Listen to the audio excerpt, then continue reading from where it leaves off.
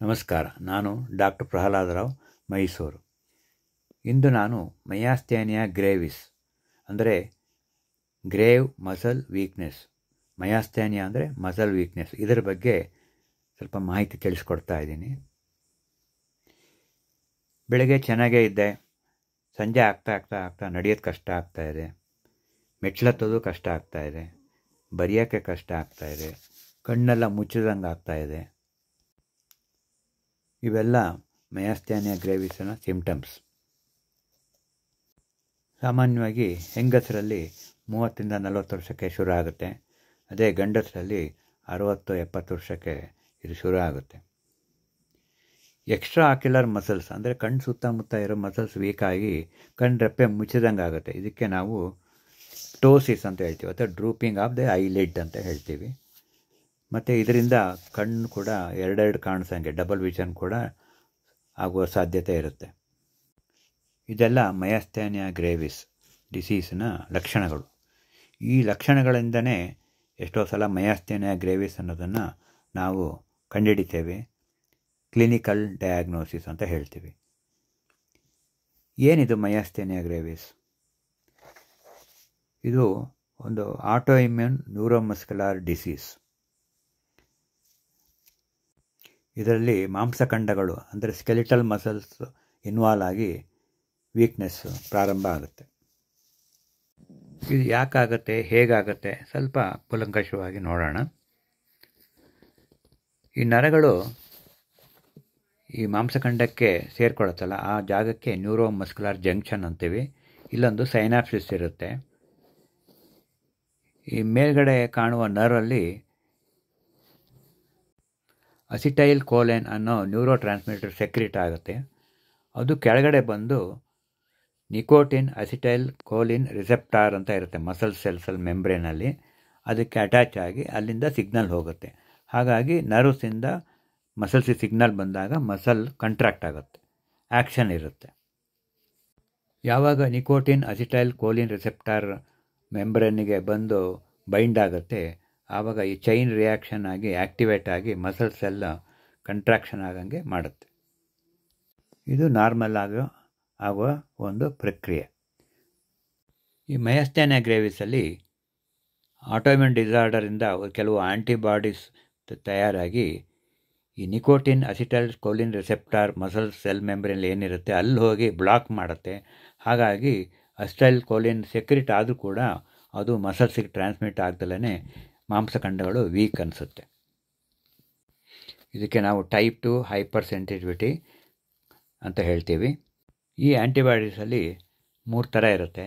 ಒಂದು anti acetyl choline receptor antibodies ಅಂತ, ಇದು ಸಾಧಾರಣ 80-90% ಇದೇ ಆಗಿರುತ್ತೆ. ಇನ್ನು ಆ್ಯಂಟಿ ಮಸ್ಕ್ ಆ್ಯಂಟಿಬಾಡೀಸ್ ಅಂದರೆ muscle specific receptor tyrosine kinase antibodies ಅಂತ. ಮೂರನೇದು ಆ್ಯಂಟಿ LRP ಅಂತ ಬರುತ್ತೆ. ಈ ಆ್ಯಂಟಿಬಾಡೀಸ್ಗಳು it attract the protein inside the muscle cell. ಹಾಗಾಗಿ ಹೆಲ್ತಿ ಸೆಲ್ಸ್ ಎಲ್ಲ ಡಿಸ್ಟ್ರಾಯ್ ಆಗಿ ವೀಕ್ನೆಸ್ ಶುರು ಆಗುತ್ತೆ. ನಾನು ಆಗಲೇ ಹೇಳ್ದಂಗೆ ಮಯಾಸ್ಥೇನಿಯಾ ಗ್ರೇವಿಸ್ ಒಂದು ಆಟೋಇಮ್ಯೂನ್ ನ್ಯೂರೋಮಸ್ಕ್ಯುಲರ್ ಡಿಸೀಸ್. ಈ ಆಟೋಇಮ್ಯೂನ್ ಡಿಸಾರ್ಡರ್ ಜೊತೆಗೆ ಬೇರೆ ಥರ autoimmune disorder like ಲ್ಯೂಪಸ್, rheumatoid arthritis ಕೂಡ ಜೊತೆಯಲ್ಲೇ ಇರೋ ಸಾಧ್ಯತೆ ಇರುತ್ತೆ. ಇದಲ್ಲದೇ ಕೆಲವು ಕ್ಯಾನ್ಸರ್ಗಳು, ಉದಾಹರಣೆಗೆ ಬ್ರಾಂಕೋಜೆನಿಕ್ ಕಾರ್ಸಿನೋಮಾ ಲಂಗ್ ಕ್ಯಾನ್ಸರ್, ಥೈಮಿಕ್ ನಿಯೋಪ್ಲಾಸಮ್ ಅಂತ ಹೇಳ್ತೀವಿ, ಥೈಮೋಮಾ, ಇದರಿಂದ ಕೂಡ ಕೆಲವು ಆ್ಯಂಟಿಬಾಡಿ ಇಮ್ಯೂನ್ ರೆಸ್ಪಾನ್ಸ್ ಶುರು ಆಗಿ ಅಸಿಟೈಲ್ ಕೋಲಿನ್ ರಿಸೆಪ್ಟಾರನ್ನು ಬ್ಲಾಕ್ ಮಾಡುತ್ತೆ. ಎಷ್ಟೋ ಸಲ ಮಯಾಸ್ಥೇನಿಯಾ ಗ್ರೇವಿಸು ಲೈಫ್ ಥ್ರೆಟನಿಂಗ್ ಕೂಡ ಆಗ್ಬೋದು. ಯಾಕೆಂತಂದರೆ ಮಸಲ್ ವೀಕ್ನೆಸ್ಸು ಈ ರೆಸ್ಪಿರೇಟರಿ ಮಸಲ್ಸ್ ಅಂದರೆ ರಿಬ್ಸ್ ಮಧ್ಯ ಎಲ್ಲ ಉಸಿರಾಟಕ್ಕೆ ಸಂಬಂಧಪಟ್ಟ ಕೆಲವು ಮಸಲ್ಸು, ಡಯಾಫ್ರಮ್ ಆಗಿರ್ಬೋದು, ಇಂಟರ್ಕಾಸ್ಟಲ್ ಮಸಲ್ಸ್ ಆಗಿರ್ಬೋದು, ಅದು ಕೂಡ ವೀಕಾಗಿ ಲೈಫ್ ಥ್ರೆಟನಿಂಗ್ ಅಂತ ಮನುಷ್ಯ ಸಾಯಲೂಬಹುದು, ವೆಂಟಿಲೇಟರ್ ಹಾಕಬೇಕಾಗುತ್ತೆ. ಇದಕ್ಕೆ ನಾವು ಮಯಾಸ್ಥೆನಿಕ್ ಕ್ರೈಸಿಸ್ ಅಂತ ಹೇಳ್ತೀವಿ. ಇನ್ನು ಇದನ್ನು ಹೇಗೆ ಡಯಾಗ್ನೋಸ್ ಮಾಡೋದು? ಒಂದು ಕ್ಲಿನಿಕಲ್ ಡಯಾಗ್ನೋಸಿಸ್ ಅಂದರೆ ಈ ಸಿಂಪ್ಟಮ್ಸ್ ಮೇಲೆ ನಾವು ಅಸ್ಯೂಮ್ ಮಾಡಿಕೊಂಡು ಕೆಲವು ಆ್ಯಂಟಿಬಾಡೀಸ್ ಲೆವೆಲನ್ನು ಟೆಸ್ಟ್ ಮಾಡಬೇಕಾಗುತ್ತೆ. ಅಸಿಟೈಲ್ ಕೋಲಿನ್ ರಿಸೆಪ್ಟಾರ್ ಆ್ಯಂಟಿಬಾಡೀಸ್ ಸಾಧಾರಣ 80-90% ಆಫ್ ದ ಕೇಸಲ್ಲಿ ಇರುತ್ತೆ.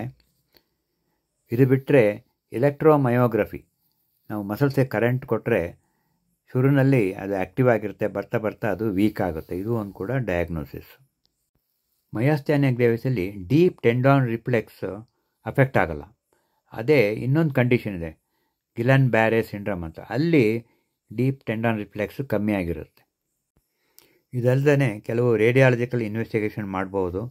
ನಾವು ಥೈಮೋಮಾ ಅಥವಾ ಬ್ರಾಂಕೋಜೆನಿಕ್ ಕಾರ್ಸಿನೋಮಾ ಸಸ್ಪೆಕ್ಟ್ ಮಾಡಿದರೆ ಒಂದು ಸಿಂಪಲ್ ಚೆಸ್ಟ್ ಎಕ್ಸ್ರೇ PAVU ಮಾಡಬೇಕಾಗುತ್ತೆ. CT ಸ್ಕ್ಯಾನ್ ಮಾಡ್ಬೋದು, MRI ಮಾಡ್ಬೋದು. ಇನ್ನು ಟ್ರೀಟ್ಮೆಂಟಿಗೆ ಬಂದರೆ ಮೊದಲನೇದಾಗಿ ಅಸಿಟೈಲ್ ಕೋಲಿನ್ ಎಸ್ಟರೇಸ್ ಇನ್ಹಿಬಿಟರ್ಸ್ ಅಂತ ಕೊಡ್ತೀವಿ. ಉದಾಹರಣೆಗೆ ನಿಯೋಸ್ಟಿಗ್ಮಿನ್, ಪಿರಿಡೋಸ್ಟಿಗ್ಮಿನ್ ಅಂತ ಎಲ್ಲ ಇರುತ್ತೆ. ಇದು ಅಸಿಟೈಲ್ ಕೋಲಿನ್ ಸೆಕ್ರಿಷನ್ ಜಾಸ್ತಿ ಮಾಡಿ ಮಸಲ್ ಕಂಟ್ರಾಕ್ಷನ್ ಮಾಡೋಕ್ಕೆ ಹೆಲ್ಪ್ ಮಾಡುತ್ತೆ. ಎರಡನೇದಾಗಿ ಇಮ್ಯುನೋ ಸಪ್ರೆಸೆಂಟ್ಸ್ ಕೊಡ್ತೀವಿ.